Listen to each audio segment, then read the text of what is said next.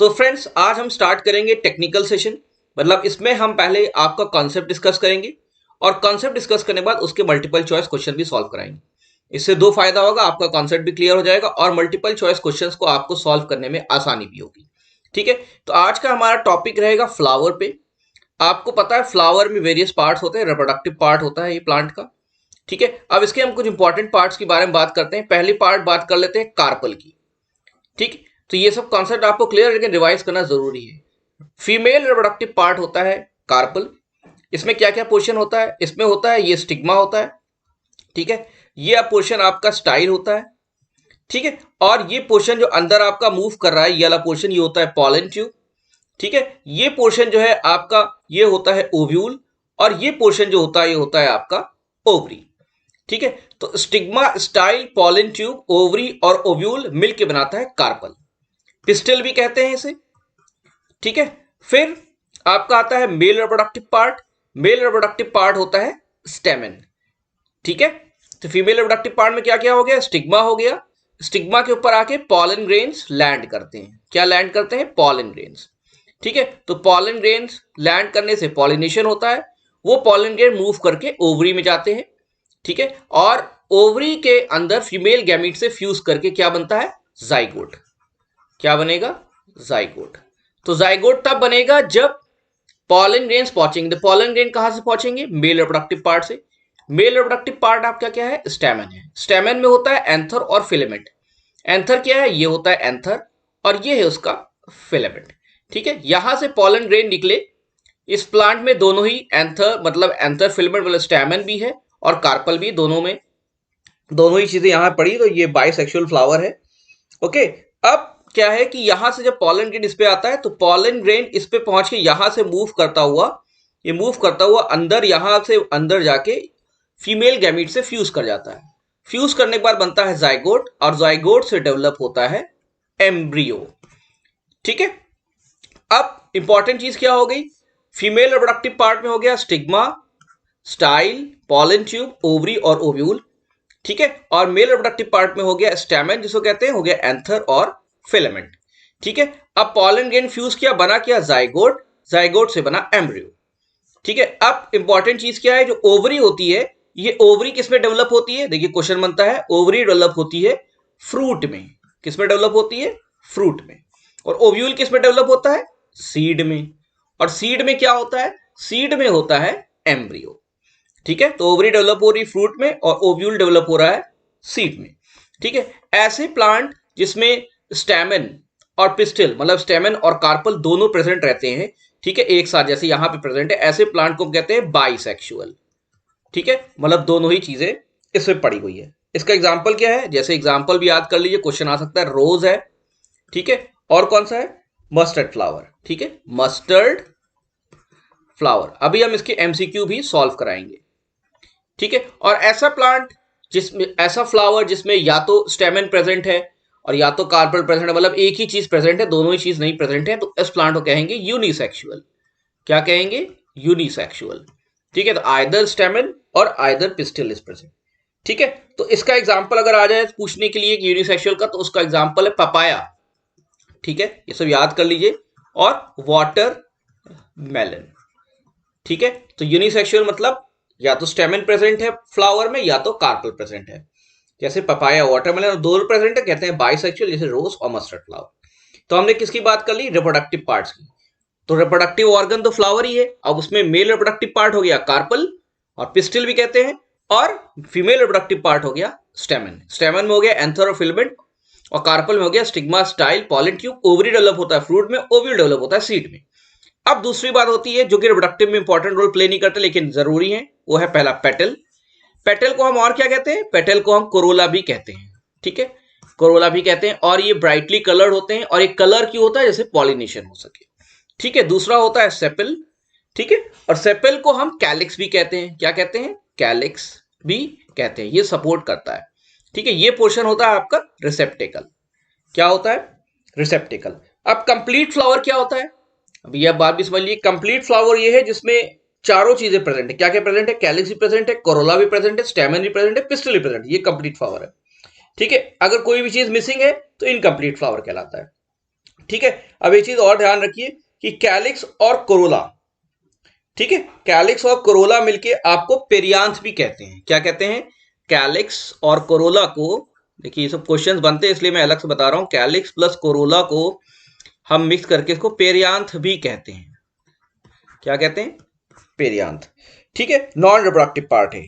ठीक है, और जब कैलिक्स और कोरोला में किसी किसी फ्लावर में क्या क्लासिफिकेशन नहीं कर पाते कि दोनों अलग अलग हैं कि सेम है, मतलब मिक्सिंग इतनी रहती है, कैलिक्स कोरोला एक ही जगह दिख रहा होता है, तो उस कंडीशन में हम कैलिक्स और करोला को मिलके हम कहते हैं टेपल्स। ठीक है, क्या कहते हैं? टेपल्स। ठीक है, तो सेपल तो होता है कैलिक्स, ठीक है, और पेटल्स तो आपको पता है ये कोरोला होता है। लेकिन जहां पे पेटल और सेपल की मिक्सिंग ऐसी हो गई हो कि वो सेपरेट आउट नहीं हो पा रहे हैं कि पेटल क्या है सेपल क्या है, तो वहां उसे कहते हैं टेपल्स। और वरना अगर अलग अलग डिस्टिंग्विश है कैलिक्स और कोरोला तो वहां कहते हैं पेरियांथ। ठीक है, और फिर होता है आपका ये जो एंड्रोशियम एक टर्म होता है, एंड्रोशियम मेल रिप्रोडक्टिव पार्ट कहते हैं, जिसमें वन और मोर स्टेमन हो सकता है जो मैंने बताया, और गायनेशियम क्या होता है? फीमेल रिप्रोडक्टिव पार्ट होता है जिसमें वन और मोर कार्पल होता है। तो इतना कॉन्सेप्ट आपको क्लियर होना चाहिए, आपको पता होना चाहिए पेटल क्या है, सेपल क्या है, कैलिक्स कोरोला किसे कहते हैं, स्टेमन क्या है, स्टेमन के एंथर फिलामेंट पार्ट्स क्या है, कार्पल क्या है, पिस्टिल क्या है, स्टिग्मा, स्टाइल, पॉलन ट्यूब का रोल क्या है, ओवरी का फ्रूट में, ओव्यूल का सीड में, रिसेप्टिकल और सेपल्स, और आपका पेरियांथ और टेपल्स। इतना कॉन्सेप्ट आपका क्लियर होना चाहिए। जब इतना कॉन्सेप्ट क्लियर होता है सीधे चलते हैं इसके एमसीक्यूज की तरफ। ठीक है, तो पहला क्वेश्चन देखिए, अब आपको क्लियर होगा। ठीक है, तो पहला क्वेश्चन आता है what is the reproductive unit in angiosperms. तो एंजियोस्पर्म्स क्या होते हैं? एंजियोस्पर्म्स एक्चुअली होते हैं फ्लावरिंग प्लांट्स। ठीक है, एंजियोस्पर्म्स को फ्लावरिंग प्लांट कहते हैं। ठीक है, तो उसका रिप्रोडक्टिव यूनिट क्या होता है? स्टॉक होता है, पेटिसेल होता है, कि लीफ होता है, कि फ्लावर होता है? तो रिप्रोडक्टिव यूनिट तो फ्लावर होता है, क्योंकि इसमें ही रिप्रोडक्टिव ऑर्गन्स पाए जाते हैं, दोनों मेल और फीमेल, एंड्रोशियम और गाइनोशियम। तो रिप्रोडक्टिव यूनिट इन एंजियोस्पर्म क्या हो गया? फ्लावर हो गया, स्टॉक और पेडिसेल नहीं होता। ठीक है, आइए चलते हैं नेक्स्ट क्वेश्चन की तरफ। अच्छा क्वेश्चन है ये, what are the four whorls, four whorls मतलब क्या हो गया? कैलिक्स, कोरोला, स्टेमन एंड आपका female reproductive organ gynoecium of the flower arranged on. तो कह रहा है फोर वर्ल्स किस पे अरेंज होते हैं? तो अगर आप फिगर देखिए तो फिगर में ये किस पे अरेंज है? चारों इस पोर्शन पे अरेंज है। इस पोर्शन को क्या कहते हैं? इस पोर्शन को कहते हैं रिसेप्टिकल। ठीक है, तो देखिए ऑप्शन में है, ऑप्शन में तो नहीं है, ओवरीज लिखा हुआ है, स्टेम लिखा हुआ है, पेटल लिखा हुआ है, थैलेमस लिखा हुआ है, तो रिसेप्टिकल को हम थैलेमस भी कहते हैं। ठीक है, क्या कहते हैं? रिसेप्टिकल को थैलेमस भी कहते हैं। तो रिसेप्टिकल पे पूरा लोड रहता है फ्लावर फोर चारों वर्ल्स का, और रिसेप्टिकल को हम थैलेमस भी कहते हैं। तो सही आंसर क्या हो गया इसका? थैलेमस। ओके, आइए चलते हैं क्वेश्चन नंबर 3 की तरफ। आप बताइएगा वाई आर पेटल्स, देखिए एमएनएस में ऐसे क्वेश्चन बहुत आते हैं जो कि स्ट्रेट फॉरवर्ड और थोड़ा सा कंसेप्चुअल टाइप के। Why are petals unique in shape, order और कलर। मतलब जो पेटल्स होते हैं ये शेप में और खुशबू में, ऑर्डर में और कलर में यूनिक क्यों होते हैं? इससे क्या फायदा होता है? अट्रैक्शन होता है, पॉलिनेशन होता है, सर्वाइवल में इफेक्ट करता है कि प्रोटेक्शन में? ठीक है, तो इसका मेजर रोल क्या है? पॉलिनेशन में, क्योंकि पॉलिनेशन तभी होगा जब अट्रैक्शन होगा। कलर्ड फ्लावर्स हैं तो बीज हैं, दूसरे एनिमल्स हैं, तो फ्लावर तरफ अट्रैक्ट होके एक प्लांट से दूसरे प्लांट में, एक फ्लावर से दूसरे फ्लावर से एंथर्स, पॉलन ग्रेन्स का ट्रांसफर करेंगे, तो इसलिए उसका यूनिकनेस रहती है। तो पॉलिनेशन में हेल्प करता है पेटल्स का शेप, ऑर्डर और कलर। पेटल्स को हम और क्या कहते हैं? कोरोला भी कहते हैं। ठीक है, अब देखिए what is the collection of sepals known as. ठीक है, सेपल्स के कलेक्शन को हम क्या कहते हैं? कैलिक्स कहते हैं, कोरोला कहते हैं, पेटल्स कहते हैं, कि स्टाइल कहते हैं? तो आपको पता है, अभी मैंने डिस्कस भी किया, इसका सही आंसर क्या होगा? कैलिक्स। ठीक है, और कोरोला तो पेटल्स के लिए होता है, और स्टाइल तो आपका फीमेल रिप्रोडक्टिव पार्ट का पार्ट है, स्टिग्मा, स्टाइल, ओवरी। तो कैलिक्स क्या है? Collection of sepals. क्लियर हो रहा है? आइए चलते हैं नेक्स्ट क्वेश्चन की तरफ। अब बताइए आप, anthers and filaments form the. तो एंथर और फिलामेंट तो आपका मेल रिप्रोडक्टिव पार्ट हो गया। तो क्या बनाते हैं? गाइनेशियम बनाते हैं, कैलिक्स बनाते हैं, एंड्रोशियम बनाते हैं, ये कोरोला बनाते हैं। तो आपको पता है एंथर्स और फिलामेंट तो पॉलन ग्रेन निकालेंगे, मेल रिप्रोडक्टिव ऑर्गन होते हैं, मेल रिप्रोडक्टिव ऑर्गन को तो हम एंड्रोशियम कहते हैं। तो ये androecium is the right answer. Gynoecium female reproductive part, calyx is the sepal and Corolla is the petal. Okay, चलते हैं नेक्स्ट क्वेश्चन की तरफ। What you mean by self pollination? ऐसा क्वेश्चन बहुत आता है देखिए एमएनएस में। ठीक है, सेल्फ पॉलिनेशन का मतलब क्या होता है? Pollens of a flower falling on another flower, एक फ्लावर से दूसरे फ्लावर पे जा रहा है। कि pollens of a flower falling on the stigma of the same flower, कि मतलब एक ही फ्लावर में ही स्टिग्मा मूवमेंट हो रहा है। Pollens of the flower falling of the stigma of another flower, एक फ्लावर से दूसरे स्टिग्मा पे जा रहा है, कि pollens of a flower falling on any of the flower. तो देखिए सेल्फ पॉलिनेशन मतलब खुद ही पॉलिनेशन हो गया। तो ये होता किसमें, बाइसेक्सुअल फ्लावर्स में। बाइसेक्सुअल मैंने आपको एग्जांपल बताया था, आपको याद होना चाहिए। तो उसमें क्या होता है, क्योंकि एंथर्स और आपका ओवरी वाला पोर्शन एक ही होता है, तो यहीं से डायरेक्ट पॉलन जो है ट्रांसफर हो जाता है। तो pollens of a flower falling on the stigma of the same flower, bisexual flowers होता है। तो वहीं पे होता है आपका सेल्फ पॉलिनेशन। तो ऑप्शन नंबर बी इसका सही है, खुद ही पॉलिनेशन करने में सक्षम है, पर्याप्त है एक फ्लावर। ठीक है, ओके। तो नेक्स्ट क्वेश्चन से पहले हम फिर कॉन्सेप्ट देखते हैं। ठीक है, तो हम जान गए calyx, corolla, sepals, petals, tepals, perianth, ये सब हमने डिस्कस कर लिया। तो छोटे छोटे क्वेश्चन बनते हैं। अब बात आती है एंथर्स और फिलामेंट्स की। तो एंथरी तो मेल रिप्रोडक्टिव पार्ट है। ठीक है, तो अगर हम एंथर्स का ट्रांसफर सेक्शन देखें, ये क्या है, टीएस है एंथर का। तो एंथर में क्या होता है, अब ये सब क्वेश्चंस बनते हैं कि इसमें आउटर लेयर होती है, उसको कहते हैं एपिडर्मिस। ठीक है, क्या होती है, एपिडर्मिस, जो उसका ट्रांसफर सेक्शन देखेंगे। ठीक है, उसके बाद क्या होता है कि उसकी जो सेकेंड लेयर होती है वो कहती है आपकी एंडोथीशियम होती है। क्या होती है, एंडोथीशियम। फिर आपकी आती है कि मिडल लेयर, जो एंडोथीशियम के बाद वाला पोर्शन होता है, ये वाला पोर्शन होता है, उसको कहते हैं मिडल लेयर। ओके, और उसके बाद जो फाइनल लेयर आती है वो होती है आपकी टेपिटम। ठीक है, ये होती है टेपिटम। तो 4 लेयर का एंथर्स हो गया, एपिडर्मिस, एंडोथीशियम और मिडल लेयर, आउटर 3 लेयर्स हो गई। और अंदर वाली लेयर जो माइक्रोस्पोरेंजिया को कवर करती है उसे कहते हैं टेपिटम। ये अंदर स्पोरोजेनस टिश्यूज है, इसी के अंदर पॉलन ग्रेन बन रहा है, माइक्रोस्पोरेंजिया। ये आपका कनेक्टिव टिश्यू वेस्कुलर बंडल यहाँ पे प्रेजेंट है। तो इतनी इंफॉर्मेशन आपको होनी चाहिए जिससे आप आगे का क्वेश्चन सॉल्व कर सके। ठीक है, ठीक है, तो अब क्वेश्चन आ गया। अब वो डायग्राम आपको तो वहां मिलेगा नहीं, आपको तो क्वेश्चन पूछना है डायरेक्ट। क्वेश्चन आ गया, what does androecium produce. Androecium क्या प्रोड्यूस करता है, स्पोर्स, माइक्रोस्पोर्स, एक्स ओव्यूल। तो एंड्रोशियम पता है आपको मेल रिप्रोडक्टिव ऑर्गन होता है। तो जब भी मेल रिप्रोडक्टिव ऑर्गन होगा तो मेल वाली चीजें प्रोड्यूस करेगा, जो कि है माइक्रोस्पोर्स। ठीक है, माइक्रोस्पोर्स कहां प्रोड्यूस करता है, माइक्रोस्पोरेंजिया में। मैंने बताया था अभी, देखिए पीछे डायग्राम में लिखा है अभी। तो माइक्रोस्पोरेंजिया जो होता है उसके अंदर माइक्रोस्पोर्स बनते हैं, ये सैक लाइक स्ट्रक्चर होते हैं। ठीक है, सैक लाइक स्ट्रक्चर होते हैं और पॉलन ग्रेन्स बन जाते हैं फिर। ओके, नेक्स्ट क्वेश्चन देखते हैं। अब देखिए अच्छा क्वेश्चन आया, अब आया एंथर्स के ऊपर। इन मालवेसी फैमिली एंथर्स आर डायथीकस, ट्राइथीकस, पॉलीथीकस की मोनोथीकस। तो पहले थीकस का मतलब समझते हैं। ठीक है, तो जो एंथर होता है वो 2 तरीके का हो सकता है, या तो सिंगल लोब्ड हो सकता है या बाई लोब्ड हो सकता है। ठीक है, तो बाई लोब्ड में क्या होगा, 4 पॉलन सैक्स होंगे, और सिंगल लोब में क्या होगा, 2 पॉलन सैक्स होंगे। ठीक है, ये भी आपको बिल्कुल क्लियर होना चाहिए। तो एंथर विथ 1 लोब क्या कहता है, जो एंथर होता है 1 लोब्ड एंथर जो होता है, एंथर समझ रहे हैं ना, और ये फिलामेंट है इसका। तो 1 लोब्ड एंथर जो होता है वो आपका कहलाता है मोनोथीकस, मोनो। ठीक है, मोनोथीकस। और 1 लोब्ड वाला है। ठीक है, और ये 2 लोब्ड है। ठीक है, तो 2 लोब्ड क्या कहलाएगा आपका, डाइथीकस। ठीक है, तो 2 लोब्ड एंथर हो गया डाइथीकस, और 1 लोब्ड एंथर क्या हो गया, मोनोथीकस। ठीक है, अब क्वेश्चन ये पूछा है मालवेसी में क्या होता है। तो मालवेसी फैमिली में मोनोथीकस होता है। मोनोथीकस मतलब क्या हुआ, सिंगल लोब्ड एंथर होता है, इसमें 2 पॉलन सैक्स होते हैं। ठीक है, तो इसका आंसर क्या होगा, मोनोथीकस। अब एक फैमिली और है मालवेसी, और दूसरी है U4BAC। ये भी याद कर लीजिएगा, U4BAC।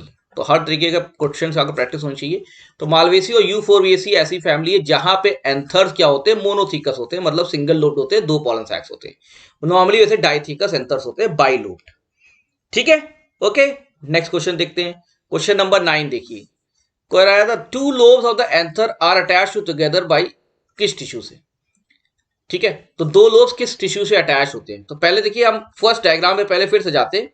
अब देख लीजिए यहाँ पे, यहाँ आप देख रहे हैं ना, ये एंथर है, ये बाई लोब दिख रहा है ना, एक लोब ये है, एक लोब ये है, तो ये कनेक्शन है। ठीक है, तो ये कनेक्शन किस चीज से, यही क्वेश्चन ये पूछ रहा है।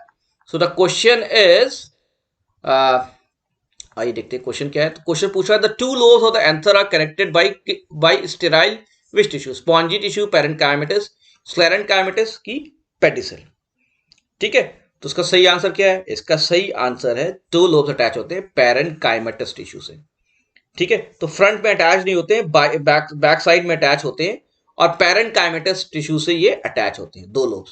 लेकिन अगर मोनोथीकस एंथर है तो उसमें तो सिंगल लोब होता है, तो मोनोथीकस में तो पैरेंकाइमेटस टिश्यू प्रेजेंट ही नहीं होगा। पैरेंकाइमेटस टिश्यू उसी में प्रेजेंट होगा जब बाइलोब्ड होगा, और मतलब क्या हो गया, डाइथीकस एंथर में ही आपका पैरेंकाइमेटस टिश्यू प्रेजेंट रहता है।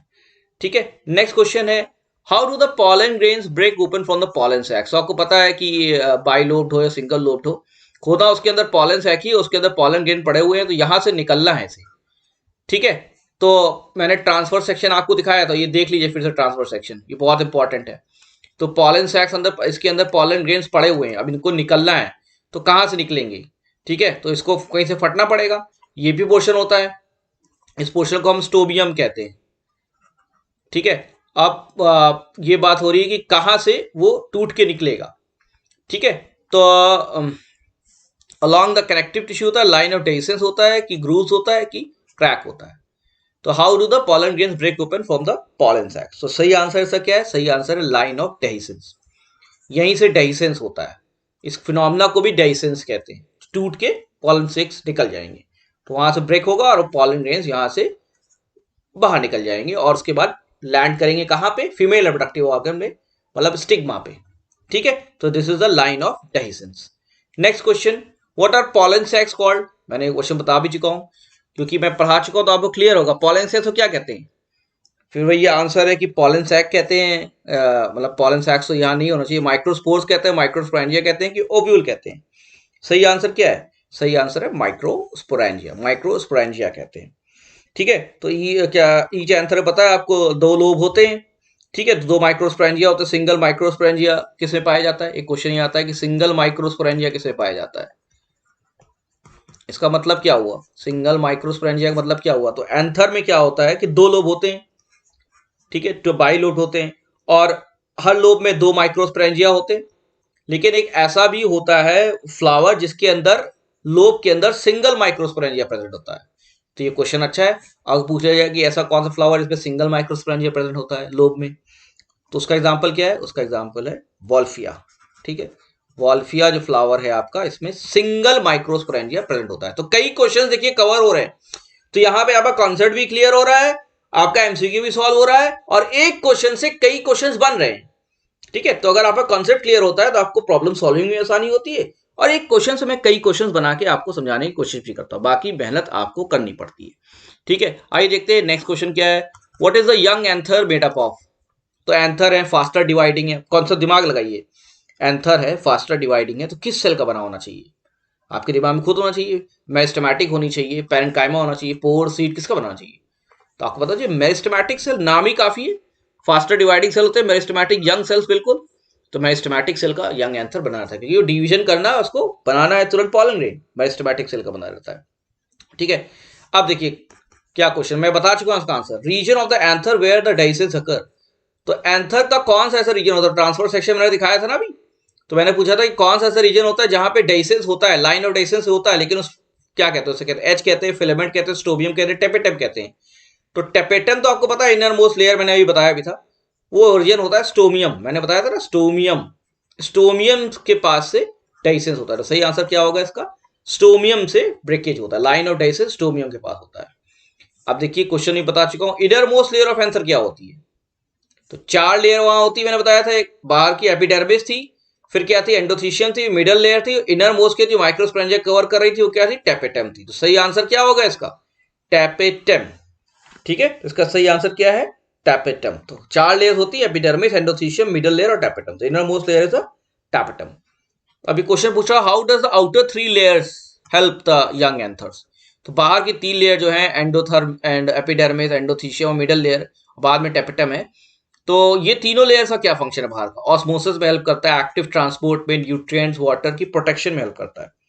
ठीक है, तो मेजर रोल क्या है, तो मेजर रोल जो है इसका, देखिए रोल आपको क्लियर होना चाहिए, काम कुछ भी हो, रोल इन तीनों लेयर्स का प्रोटेक्शन है, बाहर से प्रोटेक्शन प्रोवाइड कर रहा है, और प्रोटेक्शन के साथ साथ डाइसेंस में भी ये हेल्प करता है। डाइसेंस मतलब जब एंथर ब्रेक करके बाहर निकलेगा, मतलब पॉलन ग्रेन से आपके बाहर निकलेगा, डाइसेंस। ओके, क्वेश्चन नंबर 16, अब साइटोप्लाज्म पॉलन ग्रेन है, ठीक है, तो मेल गैमीट के अंदर सेल है, तो सेल के अंदर क्या चीजें हैं, सेल के अंदर साइटोप्लाज्म है।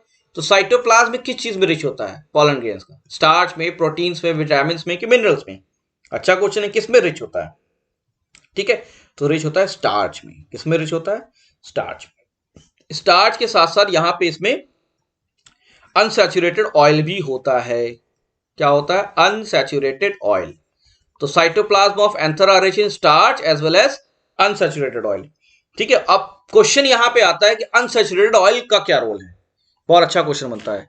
पॉलन ग्रेन्स में अनसैचुरेटेड ऑयल, इसका क्या रोल होता है? इसका जो रोल होता है वो प्रोटेक्ट करता है रेडिएशन डैमेज से। ठीक है, तो प्रोटेक्ट करता है रेडिएशन डैमेज से। आप कहोगे रेडिएशन डैमेज का मतलब क्या हुआ? ठीक है, अल्ट्रा वायलेट रेज हैं, तमाम तरीके की रेडिएशन है। अब क्या है कि आपकी सेल है, सेल के अंदर न्यूक्लियस पड़ा हुआ है, सेल के अंदर सेल के उसके अंदर क्या कहते हैं आपका डीएनए पड़ा हुआ है। ठीक है, अब डीएनए पे अगर रे पड़ेगी तो टूट सकती है। डीएनए में क्या हो जाएगा? म्यूटेशन हो जाएगा। म्यूटेशन हो जाएगा तो मामला पलट जाएगा और वो डैमेज हो जाएगा। तो उसको प्रोटेक्शन प्रोवाइड करता है अनसैचुरेटेड ऑयल, एक लेयर बना लेता है जैसे कि रेडिएशन उसका म्यूटेशन ना हो सके और क्रोमोसोम में कोई दिक्कत, मतलब उसके जो आपका क्रोमोसोम में कोई प्रॉब्लम नहीं आए, कोई म्यूटेशन ना हो, तो प्रोटेक्शन प्रोवाइड करता है अनसैचुरेटेड ऑयल।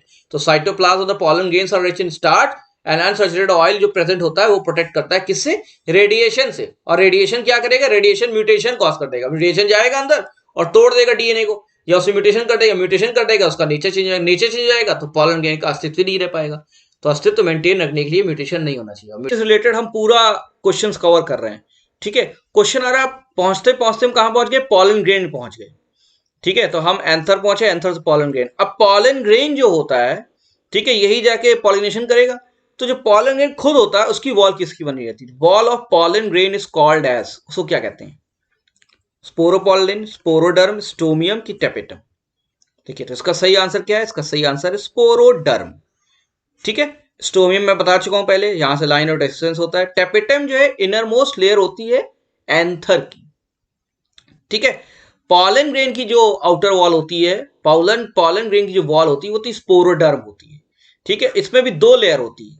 पहली होती है एक्साइन जो कि आउटर वॉल होती है, और दूसरी होती है एंटाइन जो कि होती है इसमें इनर वॉल। तो पॉलन ग्रेन किससे कवर्ड है? स्पोरोडर्म से, और उसमें आउटर लेयर एक्साइन है और इनर लेयर क्या है? एंटाइन। ठीक है, तो इससे रिलेटेड नेक्स्ट क्वेश्चन आ गया, जो एंटाइन जो इनर लेयर है पॉलन ग्रेन की वॉल की, वो किस नेचर की होती है? स्टार्ची होती है, पेरेन्काइमेटस होती है, पेक्टोसेलुलोस होती है कि एपिडर्मल होती है? क्या होती है? ठीक है, तो इसका सही आंसर क्या है? पेक्टोसेलुलोसिक होता है। याद रख लीजिएगा इसे, पेक्टोसेलुलोसिस। तो हमने सारे इसके क्वेश्चंस कवर कर लिए ऑलमोस्ट, जितना डिटेल में जा सकता है। बाकी आपको पढ़ना तो पड़ता ही है। तो पेक्टोसेलुलोसिक होती है। ठीक है, अब एक्साइन जो आउटर जो लेयर होती है स्पोरोडर्म की, क्योंकि पॉलन ग्रेन है तो इसको क्या चाहिए? पॉलन ग्रेन तो निकल जाएगा ना जब जब जो है पॉलन सैक टूटेगा, और बाहर निकल के इसको लैंड करना है। ठीक है, किस पे लैंड करना है? आपके स्टिग्मा पे लैंड करना है। तो जब लैंड करना है तो इसकी अपनी आइडेंटिटी है ना, तो इसकी जो लेयर है बाहर वाली स्पोरोडर्म है, आउटर लेयर एक्साइन है, इनर लेयर एंटाइन है। एंटाइन तो बनी तो पेक्टोसेलुलोस, एक्साइन किसकी बनी होगी? एक्साइन बनी होती है स्पोरोपॉलिन की।